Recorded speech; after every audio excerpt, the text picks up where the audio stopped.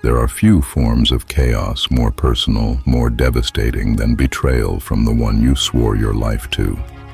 It is a unique kind of horror, a quiet cataclysm that happens within the walls of your own home, within the chambers of your own heart. It shatters not just your present, but your past and your future.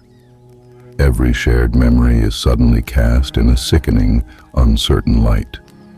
Every plan for tomorrow evaporates into smoke, and in the wreckage, you are left alone, navigating a storm of rage, humiliation, and a grief so profound it feels like a death.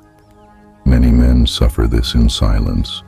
You put on a mask for the world, for your children, for your colleagues, while inside you are drowning. You feel that this specific pain is yours alone, a secret mark of shame. But here, at the Stoic Forge, we know this is not a moment of weakness. It is a moment of testing. The chaos you are facing, the inferno of this betrayal, is the very fire that can forge you into an unbreakable man. Your life as you knew it is over.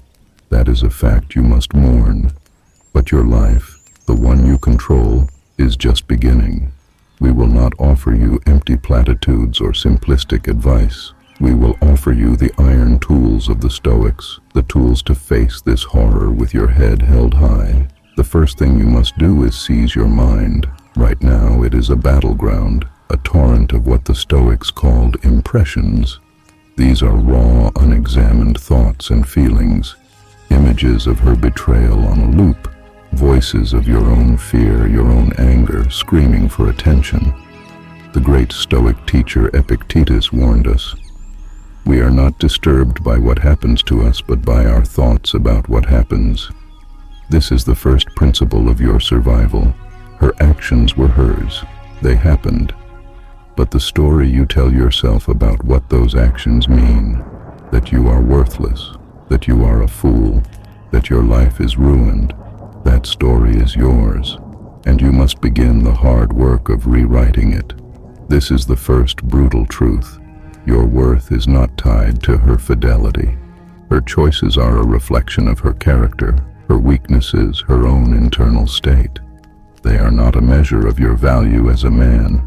Your value is determined by how you choose to act now, in the face of this devastation. The philosopher Seneca, in his essays on anger, explained that rage often stems from a feeling of being grievously wronged and undervalued. That is the core of this pain. But your worth, your virtue, is an internal quality. It cannot be given to you by a woman, and it cannot be taken away by one. It can only be surrendered by you. Do not surrender it. This leads to the second and most critical Stoic truth. You must ruthlessly separate what is in your control from what is not. This is the dichotomy of control, and it will be your shield and your compass in the darkness. Let us be brutally clear. You cannot control what she did. You cannot control her reasons. You cannot control her feelings or lack thereof. You cannot control what she will tell her friends or family. You cannot control the past. To waste even 1 second of your precious mental energy on these things is to voluntarily drink poison. What can you control? Your thoughts, your judgments, your actions, your own honor. You control whether you get out of bed this morning. You control whether you eat a healthy meal or drown your sorrows in a bottle. You control whether you speak with dignity or scream with rage. You control your commitment to your own principles.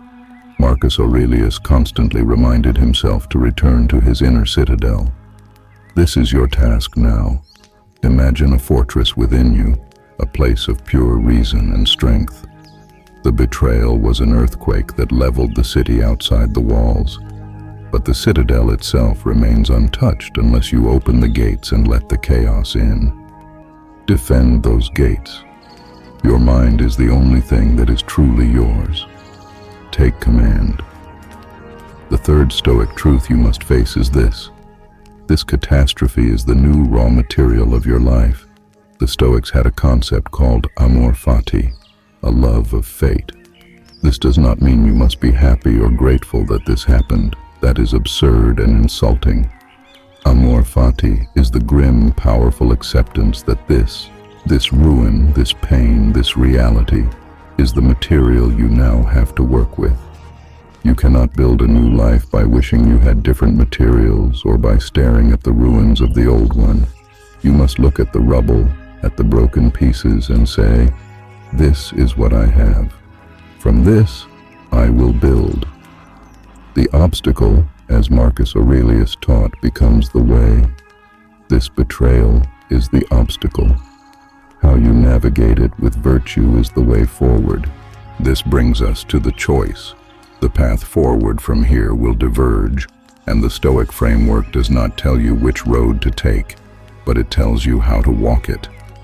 If you consider reconciliation, it must be an act of Stoic wisdom, not of desperate hope. It requires looking at the reality of the situation without illusion. It requires a conscious, logical choice made from a place of strength, not a place of fear or loneliness. And it requires the immense self-control to not use her past actions as a weapon in every future conflict. If you choose the path of separation, it must be an act of Stoic justice and courage. It is not a hateful, vengeful exit. It is a calm, deliberate action performed with dignity. Especially where children are involved, a Stoic separation prioritizes fairness and stability over personal animosity. The goal is a clean break that preserves your own character and integrity. To depart from that chapter of your life, as Aurelius would say, not with a grievance, but with serenity and self-respect. The pain you feel is real. It is a testament to your capacity to love and to commit. Do not deny it or be ashamed of it. But do not let it define you. Let it temper you. Let it carve you into something more profound. This is the ultimate test of a man, not whether he can avoid chaos, but whether he can stand with integrity in the very heart of it. Her actions may have shattered your marriage, your trust, and your vision of the future, but they do not have the power to shatter you unless you give them that power. Take it back, starting now. If these words have given you a foothold in the storm, a moment of clarity in the chaos, then like this video. Subscribe to the Stoic Forge to continue building your inner citadel with us. The work is the hardest a man can face, but the peace and strength it brings are unshakable. Remember, the fire does not have to consume you. It can purify you. The choice, as always, is yours.